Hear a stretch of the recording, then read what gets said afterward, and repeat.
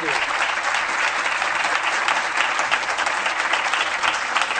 Jim, thank you all. Thank you all. Jim, thank you.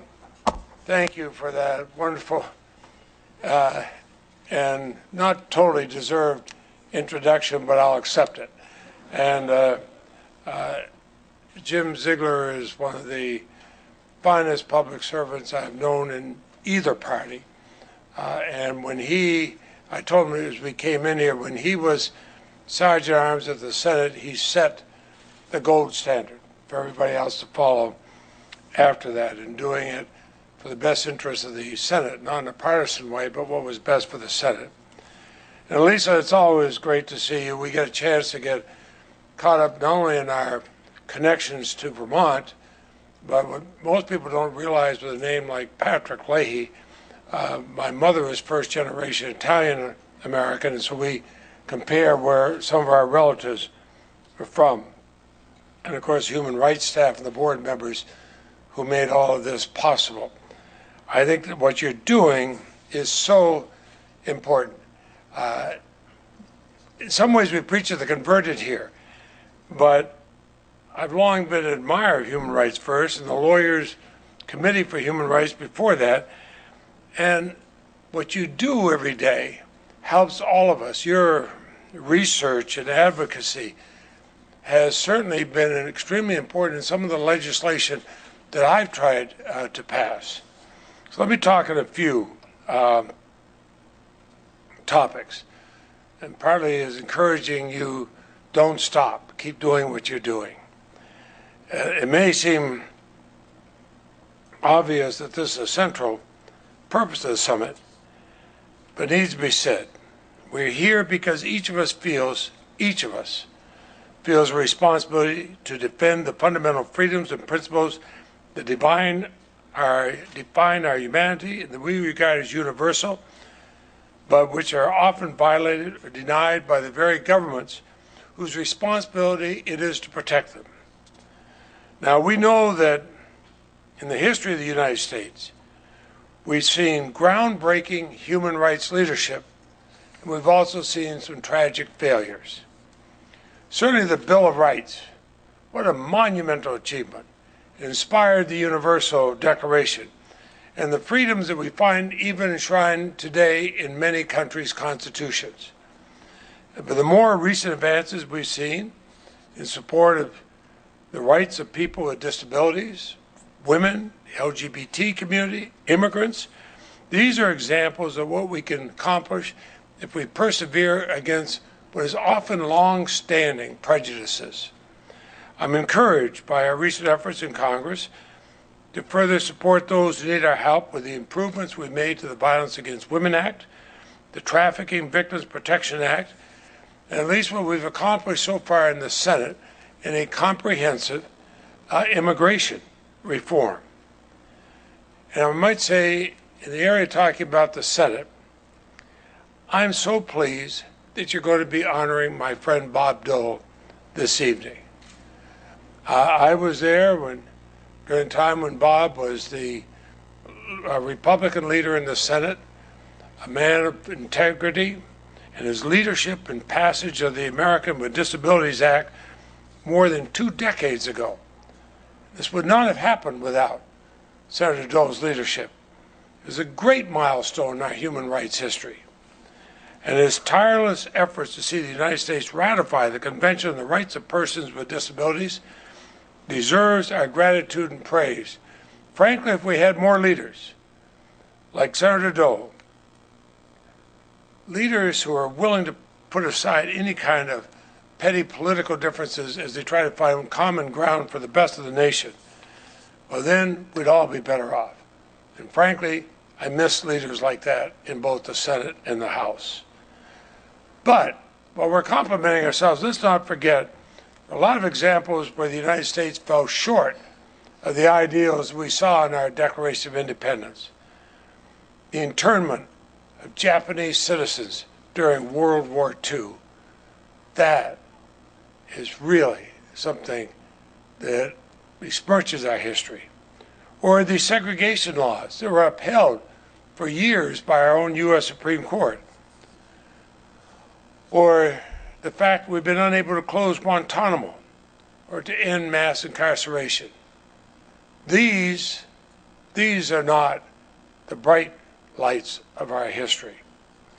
In fact, few days go by we're not confronted by significant challenges to our standing as a global leader on human rights. And some of these challenges are due to external forces, and I acknowledge that, but some unfortunately due to our own doing and our own mistakes. In 1997, I wrote what became known as the Leahy Law. Now, at that time, I had no idea what impact it might have. Tim Reeser, who's here with me today, tried to explain it. I thought, we'll see. He was right. I did know that we should no longer provide training and equipment to foreign security forces that abuse and murder innocent civilians. You would think this is something that we could easily all agree upon as Americans. It had happened many times where we had given aid to a country. They used that aid to murder and torture their own citizens. That was wrong. It contradicted everything this country stands for. But it also undermined our standing as a global defender of human rights when people could say, look what your aid is doing in this country. So under the Leahy Law, which would cut off that aid, is perhaps the most effective tool we have for drawing a clear line between the United States and those who commit atrocities, but also for providing an incentive for foreign governments to hold abusive military and police officers accountable. But while it's been the law for a decade and a half, some officials in our embassies have not enforced it rigorously. And I'd call on our State Department to explain the Leahy Law is the Leahy Law is the Leahy Law. And it has to apply in every country where we give aid or it is turning our back on American ideals. Let's start enforcing it everywhere. And here we go.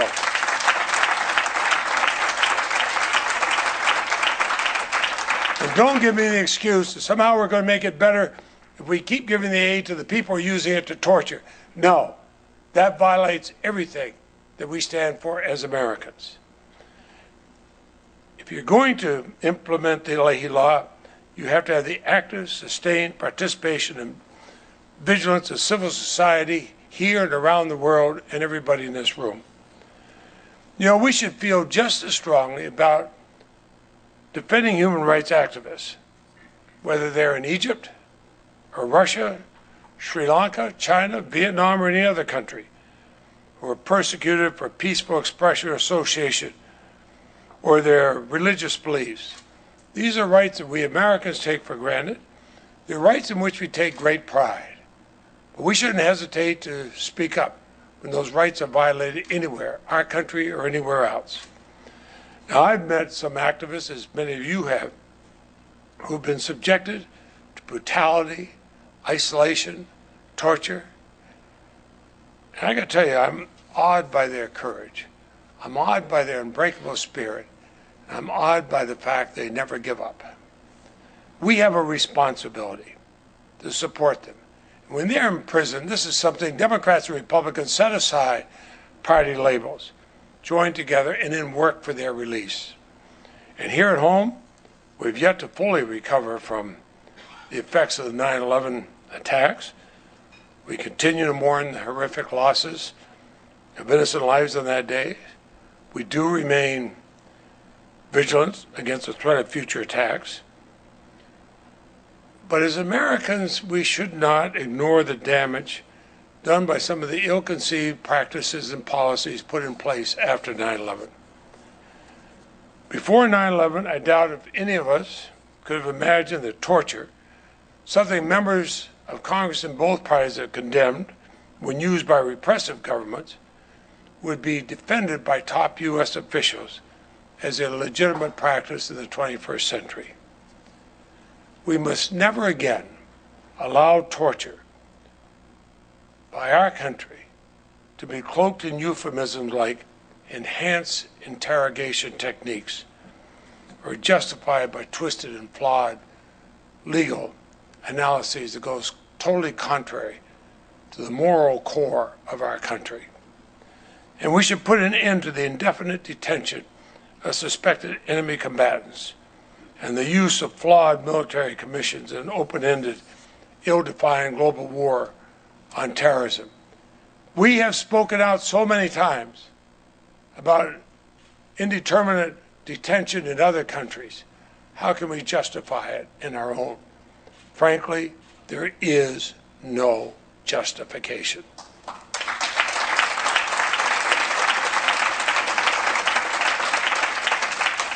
I feel, and I've said this to various presidents, that the indefinite detention of prisoners at Guantanamo has contradicted our most basic principles of justice. It's degraded our international standing as a champion of human rights, and rather than helping our national security, it's actually harmed it.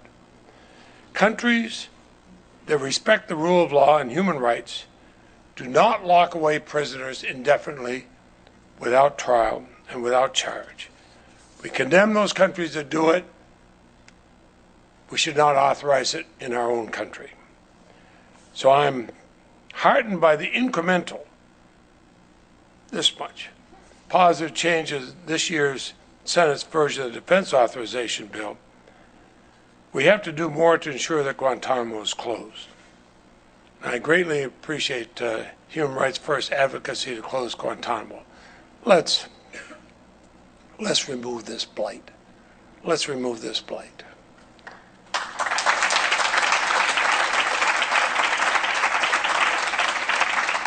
And continue your work on the question of drones. I think drones can be used in an armed conflict, but only in accordance with international humanitarian laws.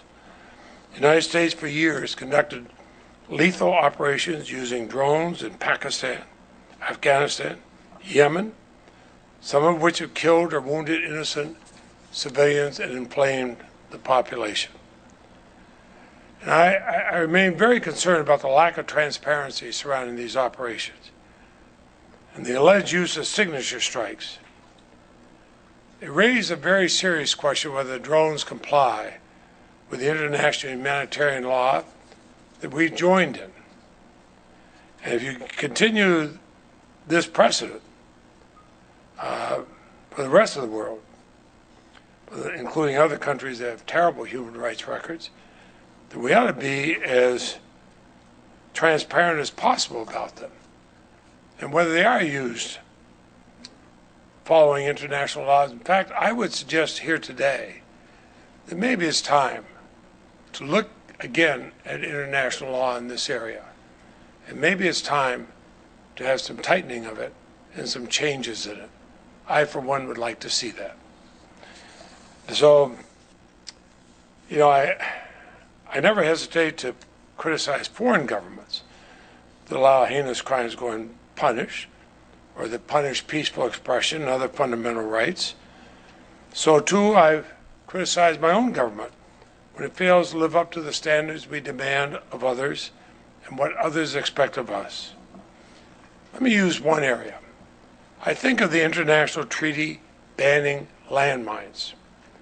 And I think of the continuing trend of innocent civilians becoming victims of war because the vast majority of people who are harmed, injured, killed by landmines are not combatants. They're innocent civilians, children, parents, others. There is a landmine treaty to ban the use. Every single NATO country save one has signed it.